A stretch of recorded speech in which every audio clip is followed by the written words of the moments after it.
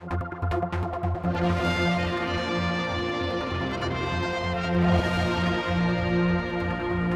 our talk here with Mr. Teare and also Mr. Bell about the Sefton Group and their current troubles, which has been announced this afternoon. Where do we go from here? I mean, if other companies also are now in trouble, should they be knocking on your door? No, because this is unusual. From my personal recollection, it's the third time in over a decade, and it shouldn't be taken as a regular path. But government has in the past and will continue in the future to help companies to invest, to expand and to create jobs.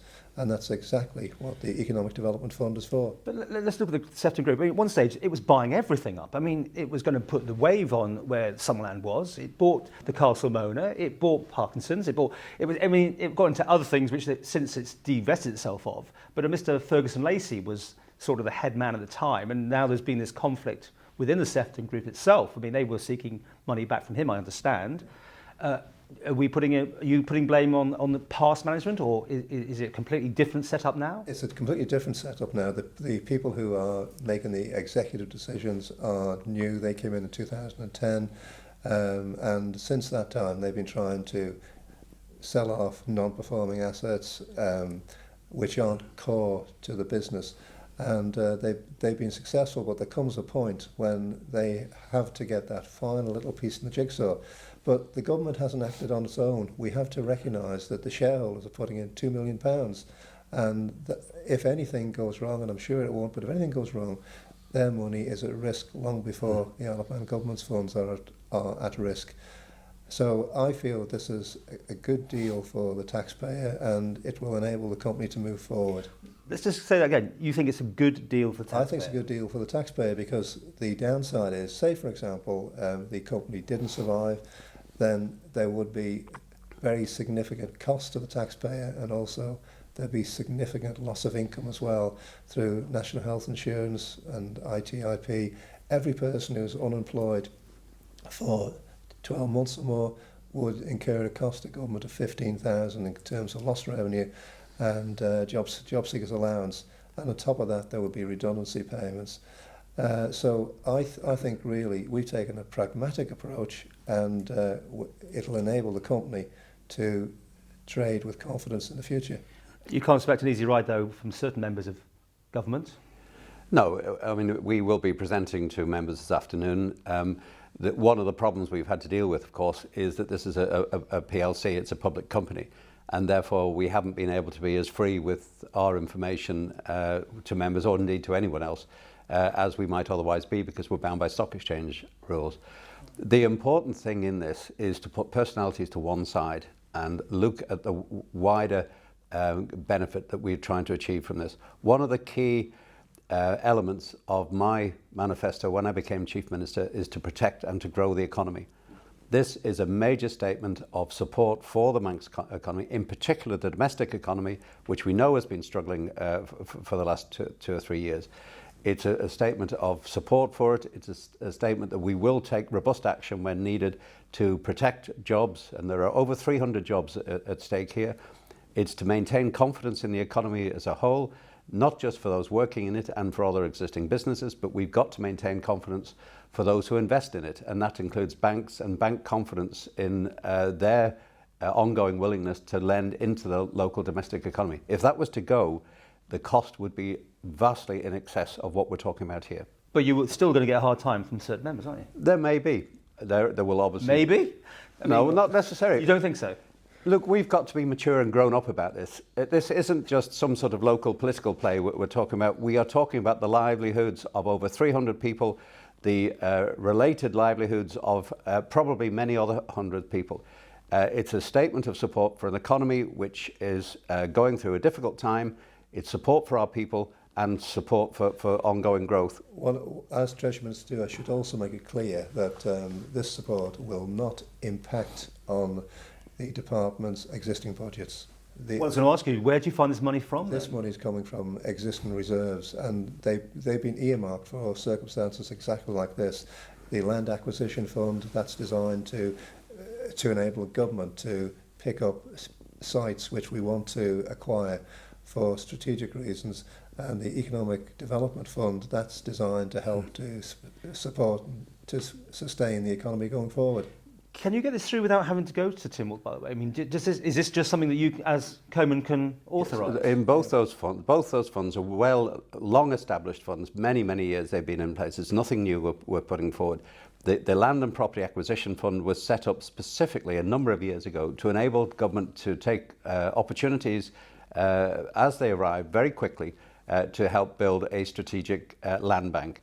Likewise, the Economic Development Fund, which is being run and operated by the Department of Economic Development, which currently has something like £15 million in its funds for specific help to new business, to existing business, and to protect the economy. Those two funds are long established. They don't need Tynwald approval, and they are no different from the investments we make either in land or indeed in new business on a regular basis outside of this event. So this will be a done deal? The deal was done. Yes. It's done. Last night. It was closed last night, so it's a done deal. But there's no secrecy here because we are required to report to Tynwald on an annual basis on the use of these funds. So it's all out in the public domain, and we feel that we have approached this difficulty with a mature and responsible attitude, leaving aside any personalities. And we feel that it will enable the company to move forward with confidence and to escape from the unsustainable level of debt. And where is the bottom of this curve? I mean, when do you think they will come out and start to be able to sell off their assets or start recouping some of these massive losses that they've been incurring? Well, I think that certainly over the next 12, 18 months, they will need funds to refurbish their offering and to enable the company to trade better and to make more money from its assets. They're not going to close anything. There's no cinemas, hotels. Nothing is going to close at all or be sold off. No, nothing at all. I'm sure that they will be looking at their property portfolio going forward, but that's a matter for the directors of the Sefton. It isn't a matter for government. And we also need to be very conscious of this, of course. This isn't just a straightforward hotel group we're talking about. It also has the casino licence. And therefore we have to maintain the financial viability of the company. Otherwise the company loses the casino licence, or at least it's brought into question.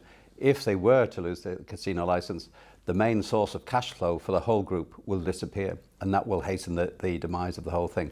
So this is actually quite a complex deal, but it will protect, I think, not just the taxpayers' interest, but more broadly the economy and several hundred jobs in the process. And can you explain a bit the timeline to us? When did this all first come to your attention? We've been aware, obviously, like most people, that the Sefton have had problems because of the, I think it's fair to say, the exuberance of the previous chief executive for quite some... Mr. Ferguson Lacey. The previous chief executive. And so we are conscious, obviously, that there have been problems there. This really, though, only came into our orbit in the last few months. The group have been trying hard to offload some of their properties, successfully in some cases, but it still wasn't enough because of the position they were in. Discussions started several months ago, and they have progressed over that period. And you had this £5 million guarantee for the Castlemaine in this sort of university thing. Is this deal part of it, or is this completely separate? No, that's completely standalone. That's got no effect, no impact on. But they may get £5 million as a guarantee, right, on the lease and refurbishment of that hotel, if that goes through. Well, that's subject to negotiation, and that transaction, if it ever comes forward, will come through the Department of Economic Development. Okay. Finally, gentlemen, I mean, just to make this absolutely clear, you're very confident with this deal. You don't see any bumps in the highway at all. This is a way. Well, it's good for the taxpayer, you said. Well, I think it's good because it helps to safeguard a significant number of jobs, and we have to recognise the Sefton Group are a vital part of the tourist offering on the island, but also too there's consequences for the suppliers and the wider economy, and we feel that it will help to engender and sustain confidence in the economy.